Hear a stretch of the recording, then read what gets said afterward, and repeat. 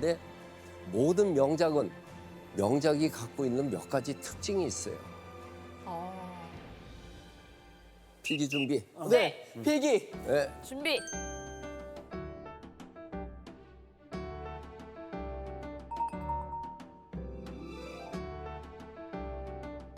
독일의 건축가 미스 반데어로헤가 한 유명한 얘기가 있어요.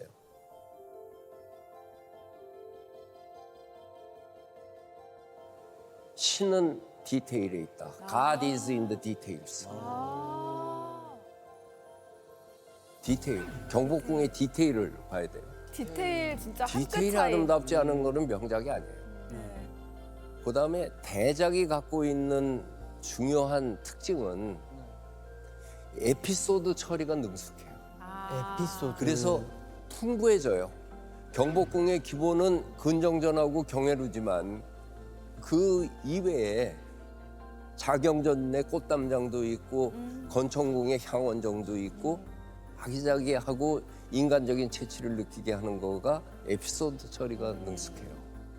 그 다음에 세 번째는 대가만이 갖고 있는 특권인데 유머 감각을 구사해요. 유머 감각이요? 경복궁에 유머가 있다. 유머가 있지. 아, 이따 그래요? 봐. 진짜. 그런 장면들은 네. 우리가 지금 고급반이라고 그랬죠. 네. 고급반이니까 이제 그 같이 느낄 수가 있죠. 아니 저는 그 태조가 이 경복궁을 지을 때는 전각이 굉장히 많았다고 들었는데 지금은 사실 그 전각들이 다 사라지고 20%도 남지 않았다고 제가 알고 20%, 있거든요. 25% 정도 네. 남아 있죠. 이 슬픈 것이 1592년에 완전히 불타버렸죠. 네. 그래서 겸재정선이라고 18세기에 유명한 진경산수화가 그린 경복궁 그림을 보면 다 없어지고 경회루에 돌기둥 48개만 그려져 있어.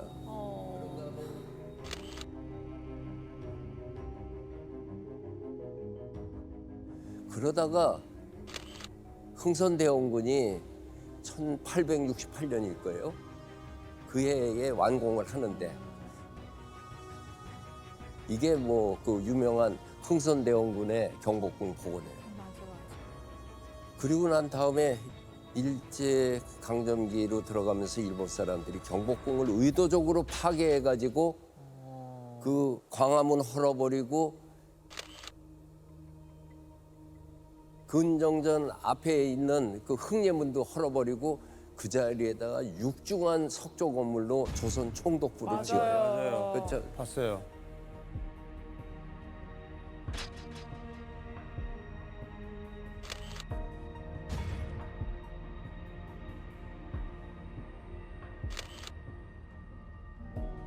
그랬는데 조선 총독부 건물을 해방되고 난 다음에 정부가 그냥 썼잖아요.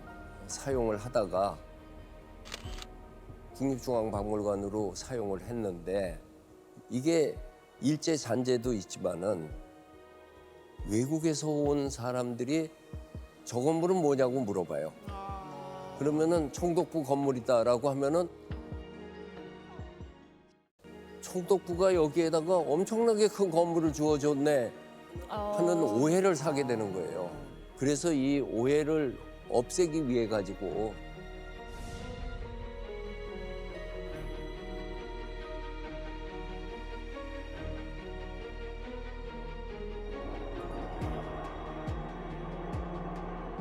(90년대) 문민정부 들었으면서 저거를 헐고 그때부터 20년 동안에 복원을 한 것이 지금 현재에 있는 모습이거든요.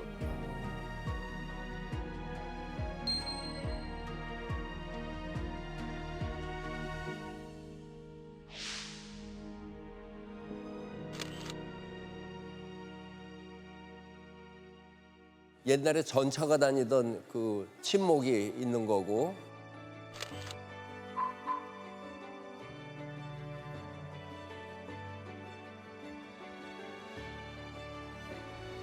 광화문 앞에는 저 월대가 복원이 됐어요.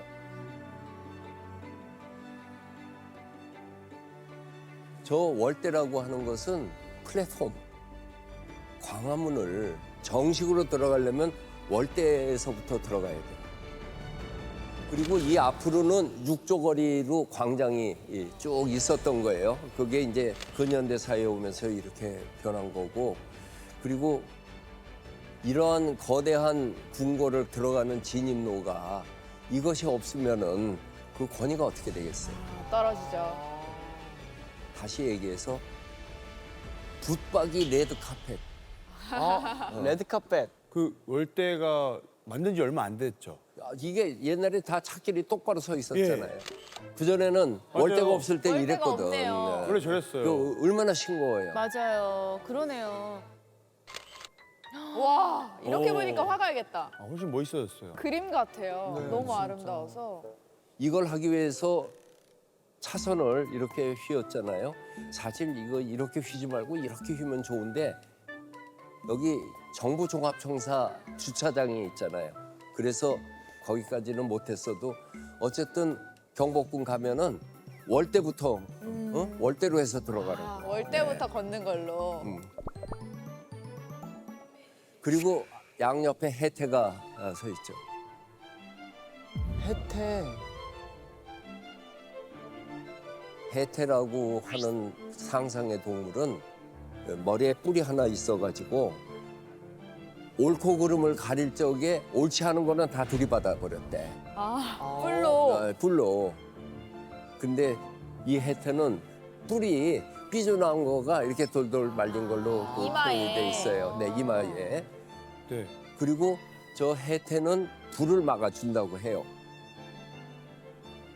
그래서 광화문 앞에 왜 해태상을 놨냐 가지고 해석을 하는데 첫 번째는 해태가 지금 쳐다보고 있는 게 관악산을 바라보고 있어요.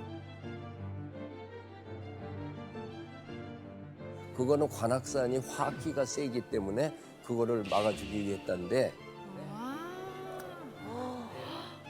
더 중요한 거는 옛날 조선시대 대신들의 복장을 보면은 박진희 씨는 많이 봤죠. 흉배가 있잖아요. 흉배. 네네네네.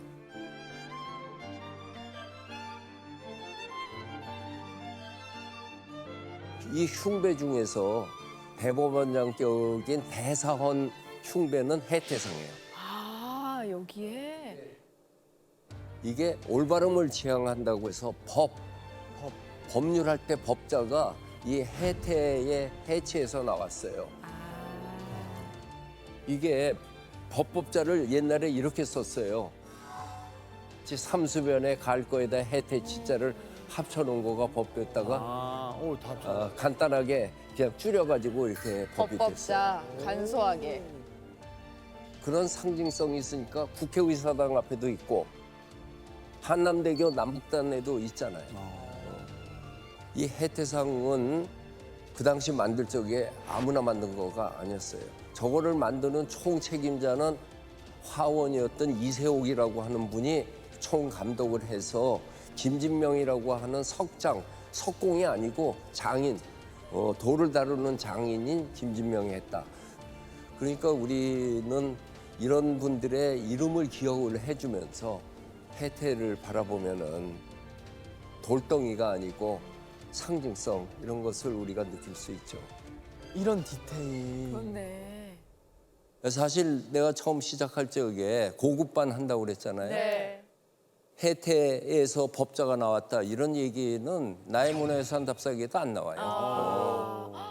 아니 근데 진짜 저 몰랐을 때는 만약에 제가 아이들과 만약에 갔는데 혜태 보면은 그냥 지나가죠. 그렇지. 뭐 할 말이 없으니까. 근데 이제는 조금 아니까 하루가 뭐 하루는 부족할 것 같아요. 그렇죠. 계속 배우면. 네, 또 봅시다. 네. 지금 이제 광화문, 흑례문, 금정문. 금천교 지나서 근정문에 이제 네. 나오려고 그래요. 이렇게 경복궁은 디자인이 반듯해요. 삼문삼조가 중국의 주례라고 하는 법전 같은 거가 있어요. 그 고공기에 따르면은 이와 같이 반듯하게 가가지고 문이 3개고 외조, 치조, 연조, 3조로 이렇게 구성되어 있는 거가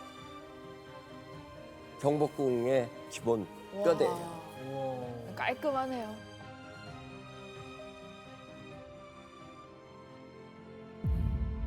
광화문이라고 하는 거가 광피사표 화금만박해서 군주의 덕이 사방으로 다 펴서 온 국민에게 교화가 된다.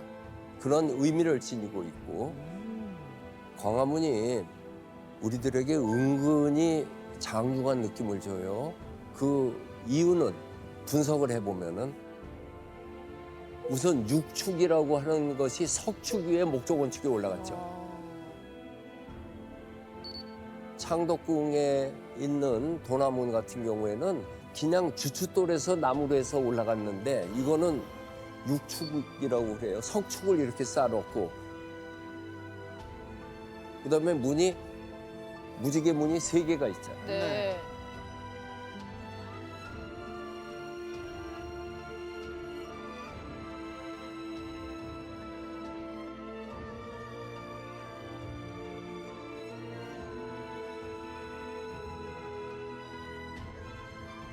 그러니까 딱 조선 법궁다운 그런 채통을 보여주고 있죠.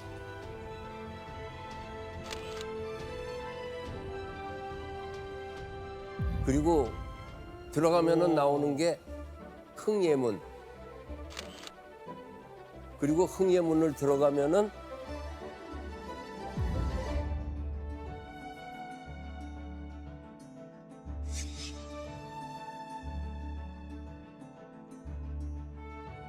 앞에 금천이라고 하는 개울을 놓고 그리고 건너갔어요. 안팎이 구별되는 그래서 그걸 영재교라고 하는 그 다리를 놓고 금천이 그렇게 흘러갔습니다. 근데 저기에 돌짐승 2마리가 물을 내려다보고 있잖아요. 네. 네.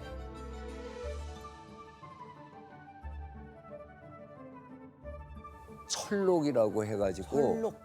임금이 선정을 베풀면은 나타난다는 짐승이에요. 그러니까 저 철록이 나타나기를 기대하면서 거기다가 해놓은 거구나. 조각을 했는데 저쪽에 위에 있는 철록은 메롱하고 혓바닥을 냅니다. 그렇네요.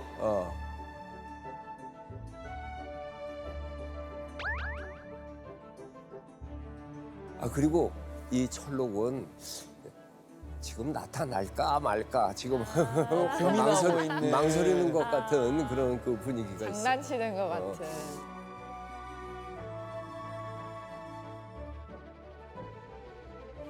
저게 명작에 보여지는 유머감. 디테일이 다 다르구나. 요런 게 유머구나. 그렇죠. 저도 아까 그 다리에서 한 가지 지식이 있긴 한데 아는 게. 뭐예요? 궁금해요. 해주세요. 예, 네. 우리 또 동표 씨가 모를 수 있으니까. 네네네네. 다리가 보면 바닥에 이게 선처럼 돌이 3개가 나눠져 있거든요. 그게 이제 가운데 왕만 다닐 수 있는 가운데. 예, 그래서 신하나 나머지는 좌우로만 다닐 수 있어요. 우와. 그렇죠, 맞죠? 예, 그런 거. 예.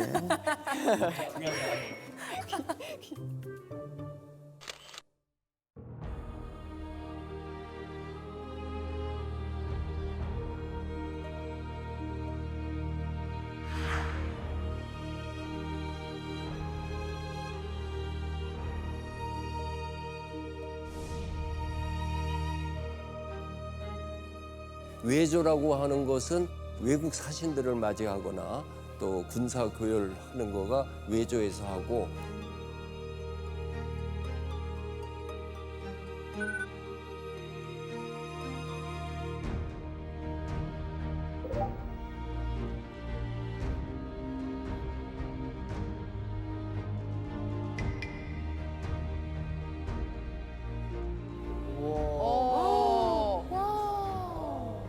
밖에서 보면 2층이지만 안은 통이 터 있으니까 천장이 쫙 올라가죠. 아, 진짜 화려하다.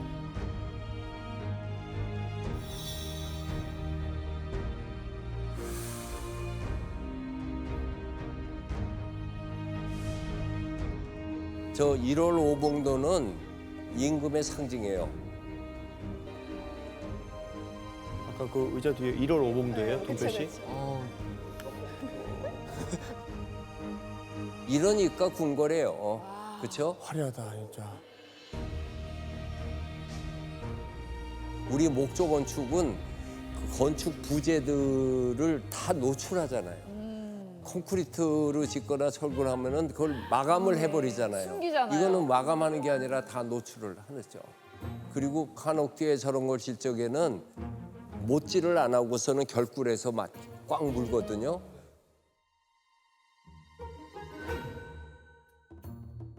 못질을 안 하고 나무로 이으니까 부식이 안 돼요. 쇠가 안 들어갔으니까. 그 다음에 지진이 일어났을 적에 그러니까 내진 장치를 겸하는 것이죠. 내진 장치. 이 박석이라고 하는 게 얇을 박자거든요. 박석이 강화도하고 해주에서 나오는데 거기 광산에서 캐가지고서 구들장, 큰 구들장 같잖아요. 네네.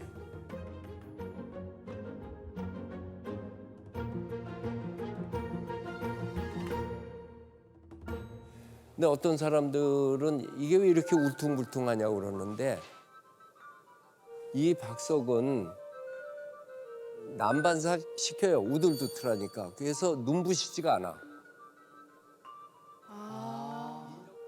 창덕궁의 인정전 가서 보면은 일제 강점기가 되면서 거기를 이걸 다 걷어내고 잔디밭을 만들어서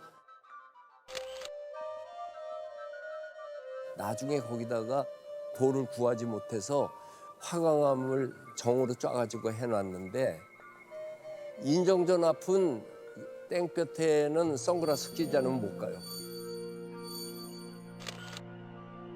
그다음에 경복궁 근정전을 해랑이 둘러있다고 그러잖아요. 네. 저쪽을 보면은 층이 일직선이 아니잖아요. 네네. 층이졌지. 그거는 기울기가 있어가지고 빗물이 오면은 자연스럽게 쭉 배수가 됩니다. 아, 이렇게. 그것이 이 박석 깔아놓은 그 사이사이로 해서 탁 가는 게 자연의 원리, 자연의 생리를 옛사람들은 참 잘 알고 잘 활용을 했어요. 그러면은 근정전의 뜻이 뭔지에 대해서 들어봤어요. 임금님이 옛날에는 아침 뭐 5시, 4시에서 5시 사이에 일어나셔서 일과를 11시 정도에 끝내셔서 하루의 잠 시간이 굉장히 부족하고 겠는데요. 그냥 바로 기절. 근면하고 성실한 정치를 하거라, 부지런한 정치를 하거라, 뭐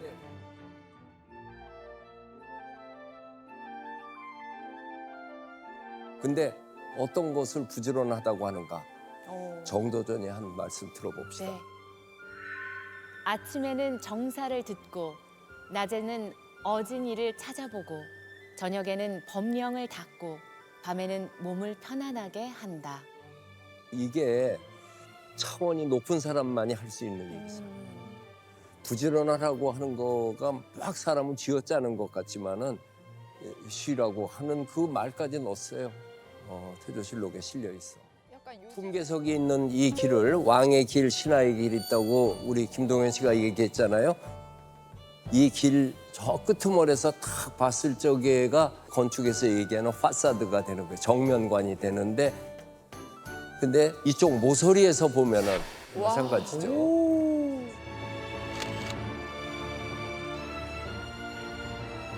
예, 이게 근정전을 가장 아름답게 볼 수 있는 사진이에요. 뒤에 북악산과 왼쪽에 인왕산이 다 포진해주고 있어요. 저게 경복궁의 정원이나 마찬가지죠. 너무 잘 보여요, 양쪽이. 그래서 미국의 라크마 LA 카운티 뮤지엄의 한국실 개관 기념 강연을 갔는데 그때에 이 장면을 보니까 거기 사람들이 합성 사진인 줄 알아요. 난리가 났군요. 지금 소름 돋았어요. LA에 있는 사람 입장에선 상상이 안 가는 거지. 산중에다가 이렇게 궁궐을 갖다 졌냐고. 그러니까 우리는 맨날 보니까 맞아요. 잘 몰랐는데 지금 교수님 하신 말씀 들으니까 다시 보이네요. 맞아요. 그렇죠? 예.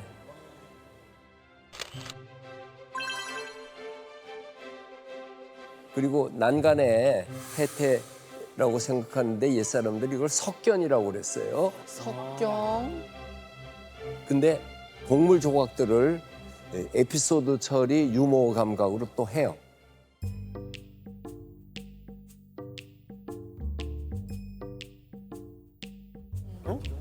이 옆에 이 옆에 배. 암수가 있는데 강아지가 지금 젖 먹고 있죠. 배. 저 애기다, 그치, 애기. 애기가. 보여요, 오른쪽에. 와, 진짜 대박이다. 유머고 디테일이지. 몰랐어요. 몰랐지. 와. 아니 이거 진짜 몰랐으면 그냥 지나칠 뻔했네요. 저게 없어도 충분한 조각으로 되는데 거기에 저게 들어감으로써 재미있으면서도 그 스토리텔링 같은 거. 이야기거리가 하나 생기는 거잖아요. 그 노래 부르는다가도 중간에 하나 탁 애교스럽게 애드립을 넣는다든지 뭐 그러는 거잖아. 약간 뭐 예를 들어 멈추지 마 running 이렇게 끝낼 수 있지만 멈추지 마 running 이렇게 숨소리를 그렇지. 이렇게 넣으면 조금 더 아련해지죠. 그런 에피소드네요. 그럼 그냥 이거랑은 또 다른 다르지.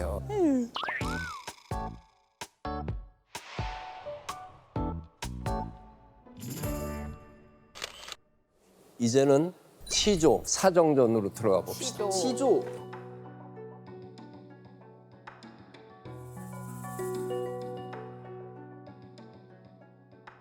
사정전 생각사자에 정치정자니까 정치를 생각하는 곳이에요.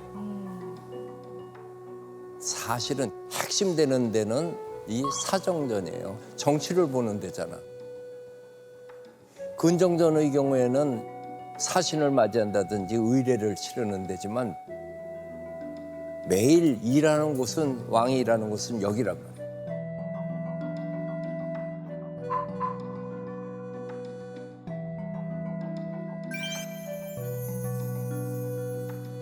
그러니까 사정전 옆에는 만춘전, 천추전 하는 보조 건물이 있고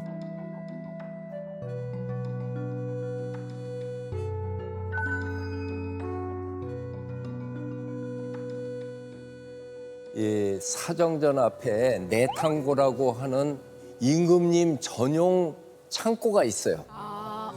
그 비싼 거 많이 있는 데 아니에요? 저 상도 있고 도자기도 있고 신하들에게 선물로 줄 수 있는 것들은 다 이 내탕고 안에 있어요. 여기서 내 퀴즈 하나 내고 싶은데 퀴즈. 이 내탕고라고 하는 곳에 번호를 넣어야 될 거 아니에요. 네. 근데 1번 창고, 8번 창고 그렇게는 안 했을 것 같지. 안 했어요. 뭔가 이름이 있을 것 같죠. 예를 들면 이제 뭐 봄, 여름, 가을, 겨울. 그렇지. 그래서 뭐 그런 식으로. 1번 창고는 뭐 춘, 춘하 뭐 이런 느낌 그래. 아닐까요? 근데 이제 추나 추동은 4개뿐이 그러니까요. 아니까. 그러니까 이제 저는 이거 알고 있습니다. 뭐야? 오, 정말요? 왜냐면 사실 그 부부간에도 비상금이 중요하지 않습니까? 아, 그렇죠. 여기가 사실은 왕의 이제 개인 금고였기 때문에 그렇지. 왕비한테도 굉장히 중요한 공간이었어요. 네, 그래서 제가 알기로는 천자문으로 아, 그 맞았어요. 순서가 돼 있는 걸로 알고 있습니다. 원경하고 뭐 다르네. 아니 거기 사신 분이니까 당연히 아실 수가 본인이 있죠. 그 하시던 분이니까. 천지현황, 우주홍황, 천자문 맨 처음에 있는 그 글자를 썼어요. 근데 재밌는 게 조선시대 때 그때의 도자기 아주 왕사발 멋있는 사발 있잖아요. 그 밑에 보면은 천지현황이 쓰여 있어요. 그러니까 이거는 임금님 내탕고 천창고에 간다라고 아예 구울 때부터 그거를 써요. 그러니까 딴 사람이 빼먹지를 못해. 그거 빼먹었다면 큰일 나지. 그럼요. 네, 다음 거 넘어갑시다.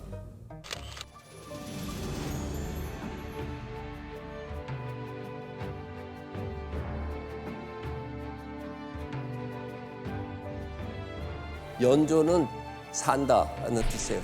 생활하는 공간이에요.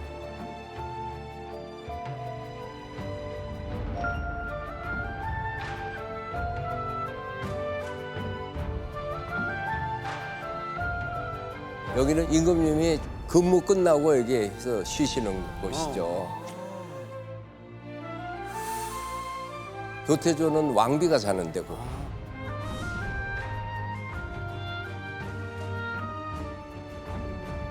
사실 옛날 임금은 요즘 말로 각방 썼어.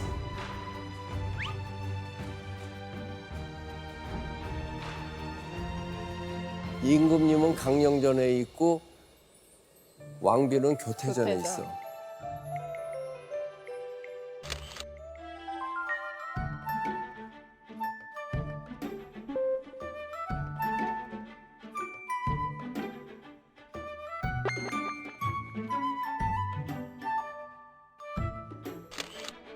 교태조는 옆으로 이렇게 연결이 되어 있죠.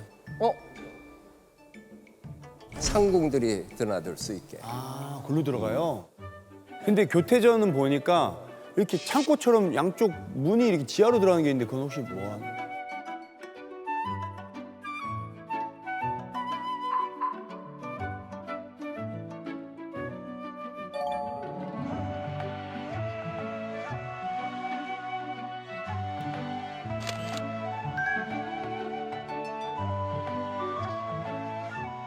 교태전하고 강령전 위에는 용마루가 없어. 어? 뭐지?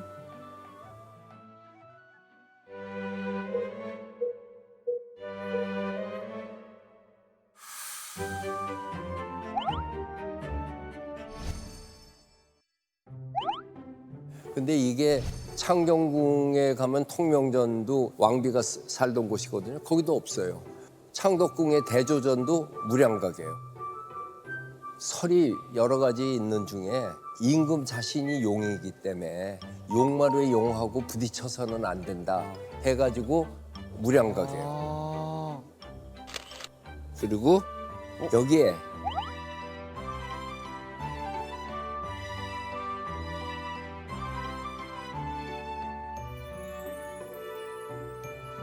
굴뚝이 이렇게 들어가는데 참 재밌는 게 전서체를 디자인화해가지고 만수무강 천세만세라고 쓴 거예요. 특히 만수무자 있잖아. 없을무자. 네. 없을무자 저렇게 썼어. 멋있어요. 멋있죠? 너무 멋있어요. 그러면 그냥 이 굴뚝을 돌이나 이렇게 해둘 수 있는 걸 앞에 디자인을 해놓은 디자인한 거죠? 거지. 굴뚝은 또 빨간 벽돌로 쌌죠. 지금 이런 봐도 디자인돼 있는 굴뚝 처음 너무 봐요. 멋있죠. 네. 근데 이 굴뚝이 이직 굴뚝이 아니라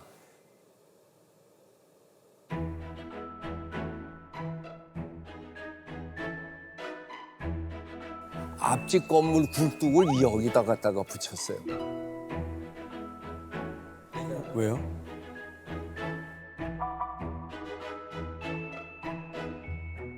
저 교태전 뒷동산으로 한번 볼까? 교태전 대청마루 뒷문을 열면은 북쪽에 이렇게 탁 나오는데 우와 이거 아미산이 조성돼 있어요. 꽃밭을 심기 위한 계단식 꽃밭. 화계라고 그래요. 꽃계단. 왕비가 사실 궁에서 너무 외로운 삶을 살잖아요. 네. 너무 외롭고 네. 그러니까 그 정원을 더 이렇게 화려하고 아름답게 마음을 풀어주는 의미에서 만들었다고 하더라고요.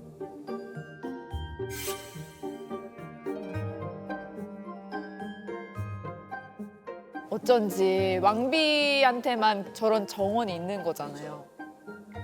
근데 여기도 굴뚝이 있지. 네. 아 이거 다 굴뚝이에요?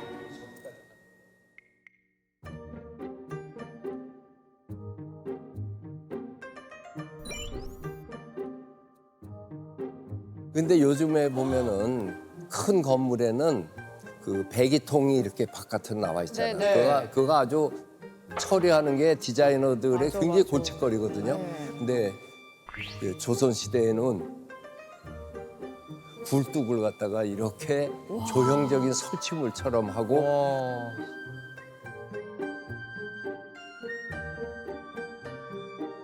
거기에 십장생 저 사군자의 그림들을 갖다가 만든 거였어요.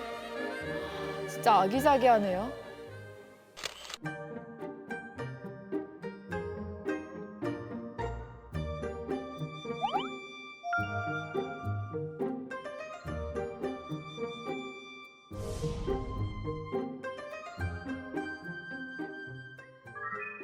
이 자경전은 고종 황제가 대왕대비가 있어, 조대비가. 근데 그 조대비가 바로 고종을 왕으로 지목을 하신 분이야. 그래서 그 조대비가 장수하시라고 십장생 문양을 저 굴뚝에다가 이렇게 해놨어요. 아 이렇게 그 전체가 다 위에. 굴뚝이에요? 이게 전체가 굴뚝이에요. 자경전에. 저 위에 까만 거 하나씩 얹어 있는 게 굴뚝 구멍들이에요. 와.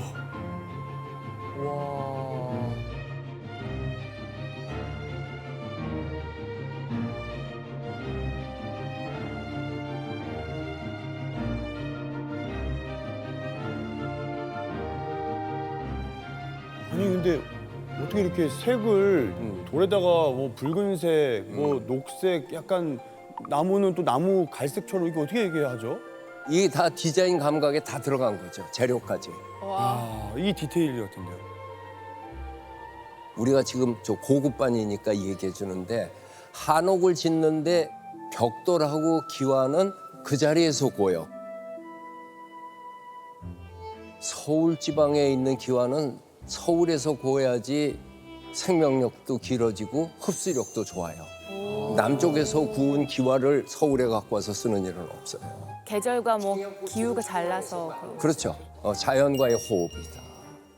아 그런 게 있구나.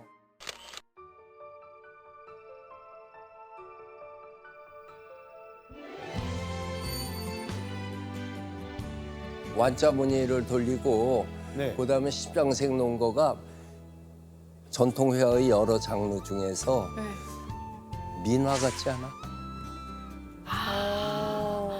그렇죠. 아주 단순화 시켰으면서도 그 미술 장르에서 어디에 해당하는 것 같냐? 우리 학생들한테 저거 물어보면은 화투짝 같은데? 그 화투짝도 마찬가지야. 이렇게 컨셉은 같은 거예요. 매화라든지 흑살이라든지. 저희 가면 이제 1시간 서 있을 거예요. 왜냐하면 네. 당연히 그림도 다른데 그 사이사이에 들어간 문양도 다 달라요. 그렇지. 똑같이 할 수 있는데 아, 잘했어요. 김동현 씨 안목이 자꾸 높아지는 거. 예. 그 그러니까요. 디테일이 지금 보인다는 거 아니야, 지금. 예. 그림만이 문제가 아니고 배경으로 놓는 것도 저긴 거북 등이지. 여기는 완자문이지. 여기는 수평문이지. 저기는 아까 만수무강하는 식으로 이렇게 전서글씨를 놓죠. 예. 그러니까 다양성을 주면서 또 전체적으로는 빨간 벽돌이라는 통일감을 주니까 그러니까 살아나죠. 근데 이게 다 다른데 다 어울려요. 어울리죠. 이 조화로운 게 진짜 아름다운 것 같아요. 다양성이 있으면서도 통일된 거를 같이 갖추고 있는 거죠. 그래서 그거를 저 유식하게 얘기하면 다양의 통일. 아, 다양의 통일. 박진희 씨. 우리나라의 궁은 우리나라가 원래 차경을 이제 중요하게 생각을 한 건축물들이 워낙 많으니까 근데 자연을 훼손하지 않고 자연과 함께 어우러진 이런 모습들이 두고두고 편안하고 한국적인 아주 독특한 미를 저희한테 이렇게 선물해주고 있는 것 같다는 생각이 그거나 우리 학생들한테 배운 용어가 있는데 우리나라의 정원은 꾸안꾸고 서양은 꾸꾸꾸래. 아 꾸안꾸 저도 꾸안꾸 좋아합니다. 꾸안꾸가 좋아. 그렇죠? 네. 이게 경복궁을 지을 적에 정도전이 조선 경국전에서 쓴 말이 이거예요. 궁원 제도가 사치하면 반드시 백성을 수고롭게 하고 재정을 손상하는 지경에 이르게 될 것이고 누추하면 조정에 대한 존엄을 보여줄 수가 없게 될 것이다. 검소하면서도 누추한 데 이르지 않고 화려하면서도 사치스러운 데 이르지 않도록 하는 것이 아름다운 것이다.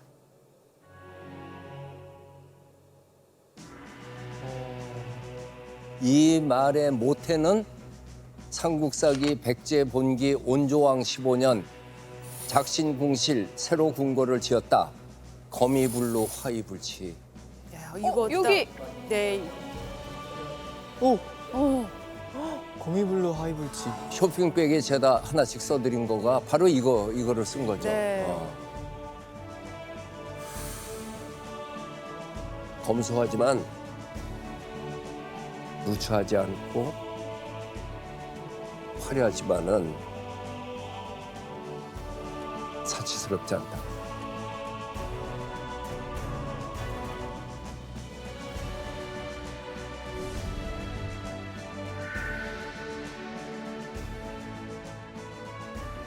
검소한데 네. 누하지 않고 누추하지 화려한데 않고. 사치스럽지 않고 이게 말이 너무 예뻐요. 예쁘죠. 오. 이러한 미학이 바로 우리 이 백제의 미고 조선의 미고 한국의 미예요. 여기에 감동한 사람들이 하나둘이 아니야. 근데 정말 이렇게 살고 싶어요. 네. 한 사람의 인생도 이렇게 살면 정말 좋겠다는 생각을 많이 했어요. 아, 그렇지. 이 거미불로 화이불치는 궁궐에 관한 문제, 미술에만 관한 게 아니고 인생에 네. 인생이 들어있는 맞아요. 병구잖아요. 인생을 이렇게만 산다면 성공한 거야. 그가 뭘 하든지. 그렇죠?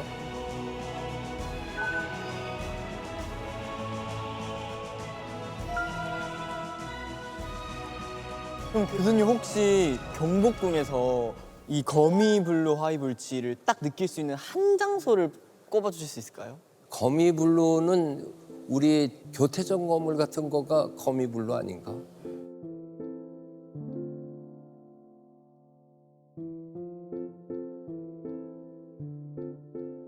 저는 그쵸? 박석도 약간. 박석, 네, 어, 박석도 약간 그런 네. 것 같아요.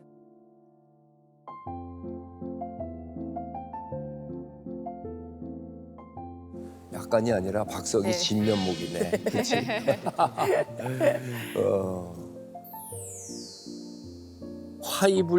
화이불치로는 향원정이 그런 것 같아. 어디요?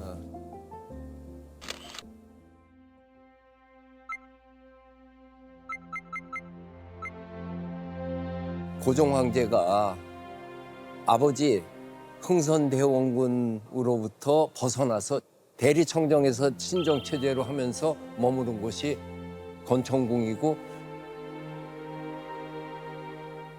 건청궁은 그래서 들어가는 살림집 같아서 양반집 같아요.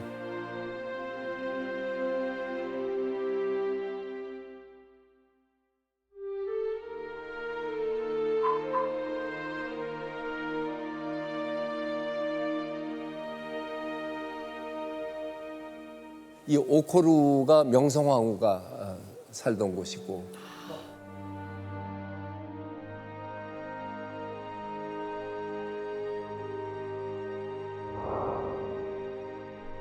그리고 바로 앞에 그 건청궁 바로 앞에다가 아기자기한 정원을 지은 게 향원정이에요. 아. 육각으로 우와. 딱 해서 굉장히 예뻐요. 너무 아름다워요. 눈이 오는 거예요? 와, 진짜 이런 색감이면 오, 예뻐라. 이건 딱 그리면 그림이잖아요. 네. 다리하고 딱 해가지고. 그냥 이 자체가 그림 같아요. 그러니까 구도가 딱 잡혀 네, 있잖아요. 구도가. 그리고 향원정이라고 하는 게 향원익청, 향기는 멀수록 맑게 다가오네. 주돈이의 애련설이라는 글에서 한 국자를 딱 써서 향원정.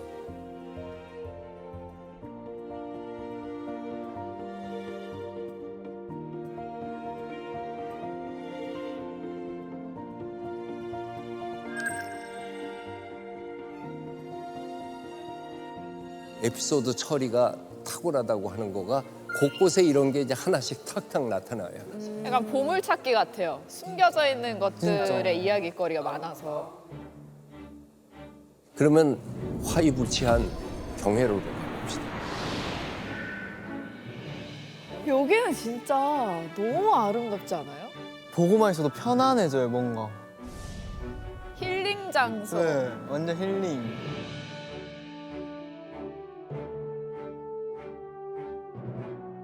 와.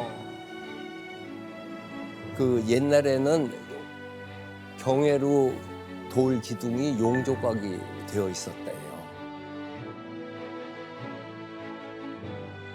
이 우와. 위에 보면은 3단 구조로 돼 있어요. 네.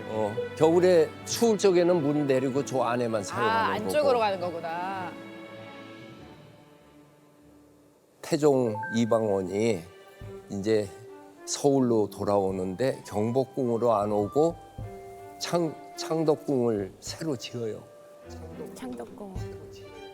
궁궐은 본래 양궐 체제로 있어야 된다. 한 군데 살다가 유사시에는 일로 가고 그걸 이궁 체제라고 그러죠. 그러면서 경복궁을 내가 절대 버린 것이 아니다라는 표를 내기 위해서 경회로를 지으라고 그래요. 여기에서 외국 사신 오면은 연애를 하게. 접대하겠다. 그때 이것을 공사를 맡은 사람이 박자청이라고 하는 대단한 그 토목 기술자였어요. 한양은 정도전이 설계해서 박자청이 시공했다고 봐도 돼요.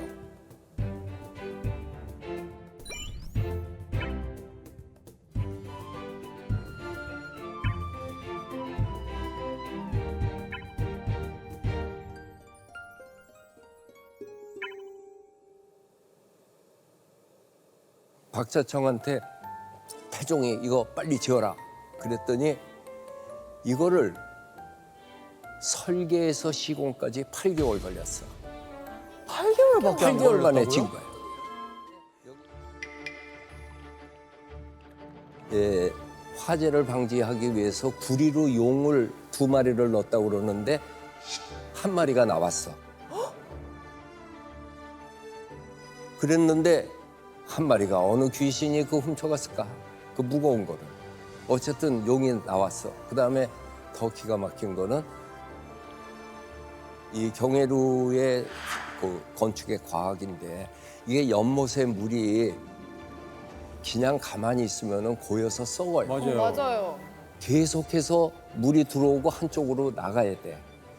연못이면은 바닥이 수평일 것 같죠? 아니야. 저 물 들어온 데서 빠지는 대로 이렇게 기울기가 있어요. 아 이렇게. 기울게. 물이 들어오는 건 3방향이에요. 위에서 아래로 탁 떨어지는 게 있고 연못하고 같이 수평으로 오는 게 있고 하나는 밑에서 샘솟는 게 있어요. 그래서 셋이 들어오면은 이 경회루가 있고 그리고 저기에 섬이 2채가 있죠. 그게 물이 들어오면 물이 여기서 탁 떨어지면은 밀려가면서 경회루의 모서리를 딱 때린다고. 그러면 양쪽으로 퍼지죠. 그래서 저쪽으로 퍼져가다가 섬을 만나면은 또 옆으로 퍼져가지고 결국은 저 구석. 그래서 경회루는 강제 순환을 시키지 않고 자연으로 놔둬도 지금 물 수량이 약해가지고 강제 동원을 하지만은 그냥 그대로 할 수가 있게 됐어요. 그러니까 처음부터 그렇게 설계를 해서 그러면 만드시는 그러니까 거군요. 수리공학이죠.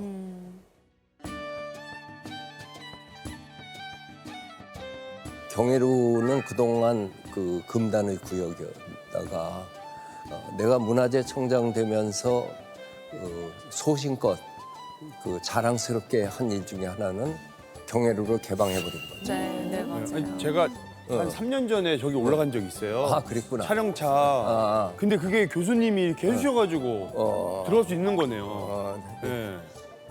진짜 이게 일반인들한테 개방이 된다는 것 자체가 되게 의미 있었던 것 같아요. 네. 그 과거의 그런 기분을 다시 한번 느낄 수 있었을 것 같아요. 맞아요, 맞아요. 저거를 개방하기 위해서 김동현 씨는 해봤나? 초등학교 시절에 복도 이렇게 아, 했죠. 하는 거, 석필로 하는 거. 왁스. 그거 이거 했어, 일주일 동안. 일주일 동안 그 아름지기를 비롯한 궁궐 지킴이들을 다 불러가지고 그래서 아까 본 것처럼 마루가 까맣게 윤이 나잖아요. 이게 목조 건축은 사용을 안 하면은 나무 빛깔이 회색, 잿빛이 돼. 그 대신 사람이 살면은 많이 앉고 걸어 다니고 그러면은 윤이 바짝바짝 나요. 그래갖고 건물이 살았어요. 그래서 내가 한 이야기 중에 하나가 한옥은 사람이 살았을 때 산다. 천하의 명작도 3년만 살지 않으면 한옥은 귀신 나오는 집이 돼요. 그래서 경회로가 우리가 그렇게 아름답게 지금 가꾸고 즐기고 있어요. 우리는 왜 경회로를 만드는가? 경회로를 만드는 우리의 자세는 어때야 되는가? 이거를 하륜대감이 쓴 기문이 있어요.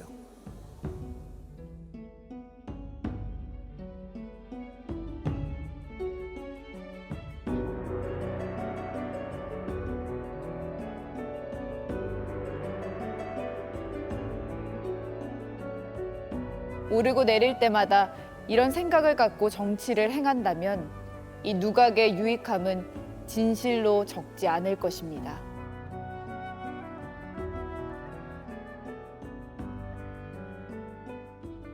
인문정신, 건축에 서려 있는 인문정신이라는 게 실제로 이거를 사용하고 만드는 데에도 들어있거든요. 야, 이 사람들 생각 많이 했구나 싶어. 그리고 배우고 싶다 하는 생각이 들어요. 이런 경애로예요. 이제 우리가 종묘로 넘어가야 되지 않나 싶은데요.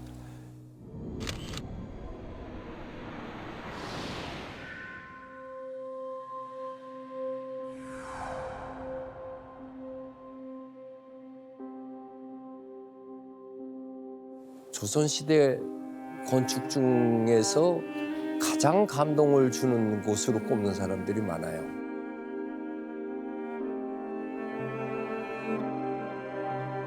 종묘입니다. 혼을 모신 곳이 종묘예요. 제사 공간이죠. 우리나라의 세계적인 건축가들 건물이 여기저기 지어졌어요.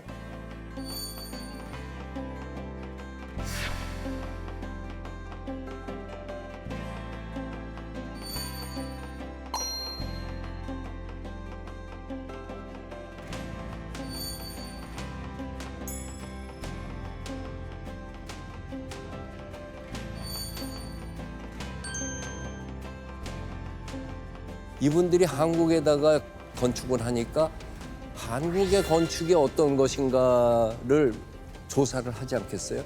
이분들이 공통으로 뽑는 3대 명작은 종묘, 부석사, 병산서원 3개예요. 경복궁 못지않게 중요한 것이 종묘의 시작이에요.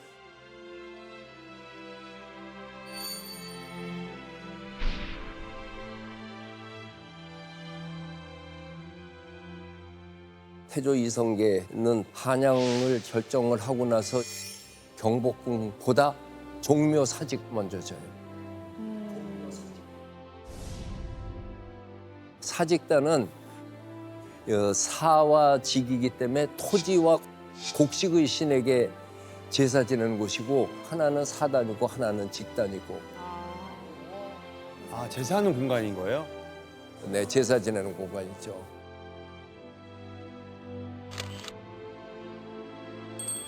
종묘는 크게 정전이 있고 그 옆에 영영전이라고 하는 건물이 있는데 종묘에 가서 꼭 볼 거가 지금 여기 남문을 들어선 곳인데 월대가 이렇게 넓게 있어요. 이게 저기서 저 끝이 100m예요. 저 월대가 우리 발하고 같은 면이 아니라 가슴 높이에서 전개돼요. 그 점이 굉장히 중요한 거야. 가슴 높이에서 전개되기 때문에 여기에서 정밀하게 콱 눌러주는 거가 있어요. 그다음에 양옆으로 이렇게 뻗쳐 있는 행각을 둔 거가 저거가 일직선으로만 탁 돼 있으면은 굉장히 싱거웠을 거야. 근데 낮춰가지고 날개를 달고 옆으로 행각을 뻗으니까 마치 이렇게 팔을 벌려서 이렇게 놓은 것 같죠. 그렇네. 안아주는 것 같아요. 이 가운데에 있는 정전의 본체는 기둥과 기둥 사이가 19개가 있어요. 여기에 신실이 19분이 모셔져 있어요.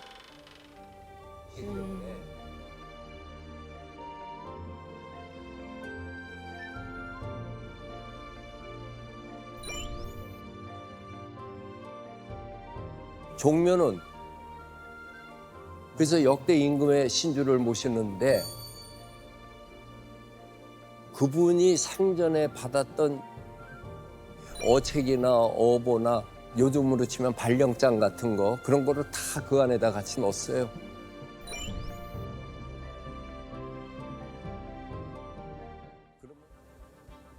종묘가 본래는 7칸이었어요.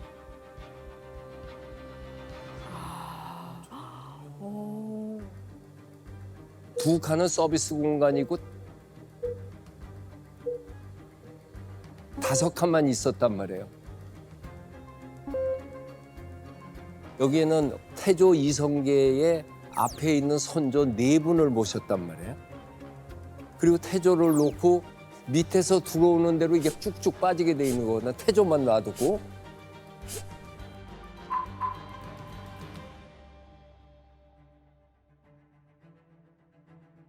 그런데 태종이 그거 잔인하지 않냐. 그래도 우리 조상인데 그분들을 모실 수 있는 곳을 영영전으로 모셔라. 그래가지고 쭉쭉 빠졌던 태조 이성계의 4대조 되는 분은 요 정센터에다가 모셨어요. 저쪽에 정종에서부터 추존왕도 있고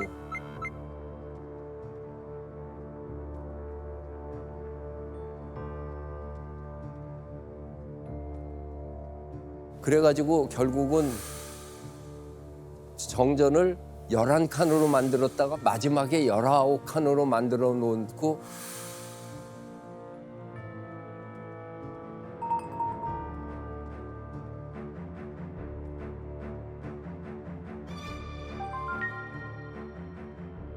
근데 봤더니 순종을 모시니까 꽉 찼어. 이쪽에 한 칸이 남았는데 여기는 그 영신왕을 모시니까 끝나버렸어요. 이제 조선왕도 더 가도 모실 데도 없어. 그게 조선왕조의 운명과 같이 한 그런 구조였어요. 프랑크 겔이라고 하는 분이 종묘에 와서 한 얘기예요. 이와 같이 장엄한 공간은 세계 어디에서도 찾아보기 힘들다. 비슷한 느낌을 받은 곳을 굳이 말하려면 아덴의 파르테논 신전 정도일까.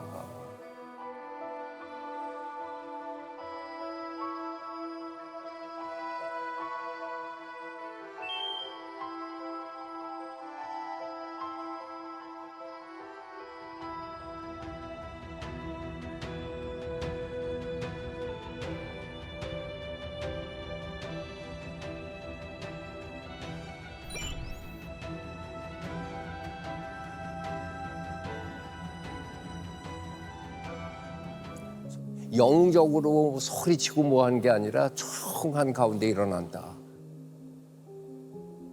근데 종묘도 그렇고 신전도 그렇고 사실 딱 봤을 때 군더더기 없잖아요. 우리나라 거미불로 화이불치에 해당하는 게 고귀한 단순과 조용한 위대예요.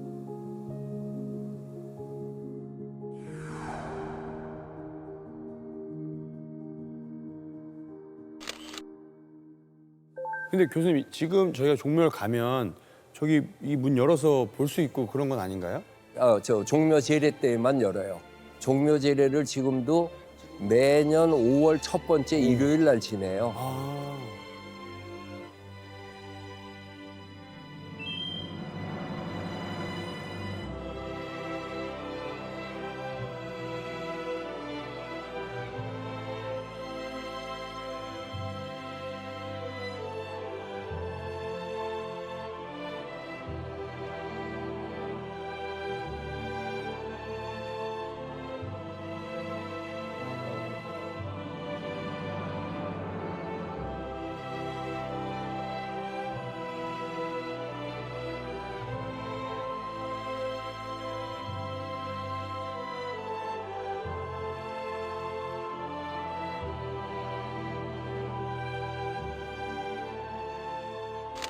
국조의례라고 들어봤나 모르겠는데 국가에서는 5가지 예가 있어요.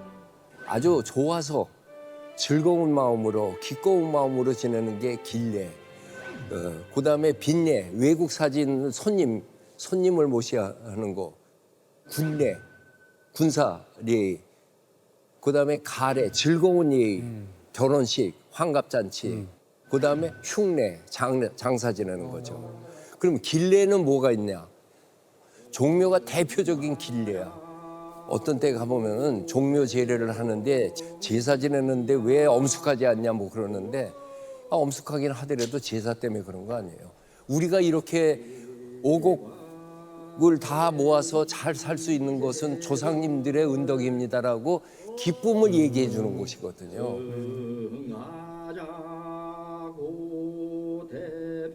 여기에서 이루어지는 음악과 무용이 그게 종묘 제례악이에요.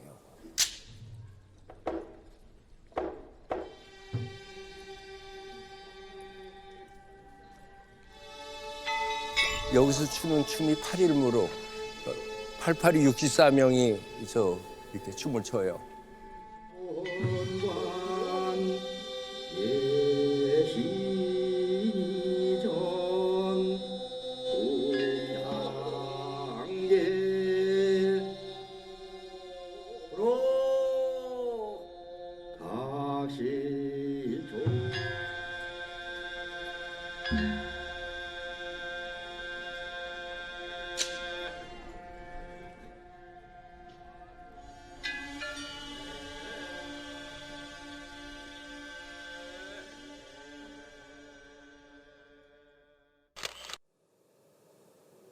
어마어마한 제사다. 손동표 씨 여기 한번 갔다 오면은 곡이 하나 나올 거야 아마. 진짜요? 어마어마해.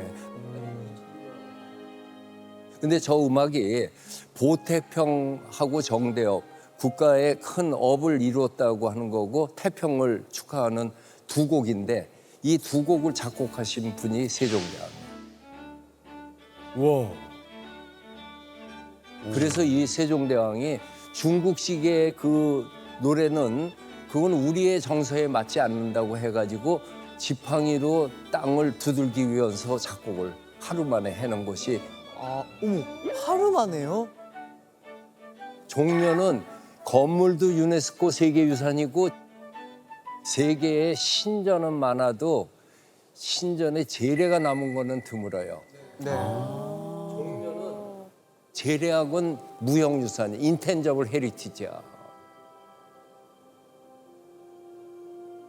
그래서 종묘 제례학이 더욱 귀중한데 일제강점기가 되면서 종묘 제례를 없애버렸잖아. 그 동원되고 있는 무용이니 음악이니 이게 끊길 뻔했던 거를 김천홍 선생 같은 분이 이걸 끝까지 지킨 거야.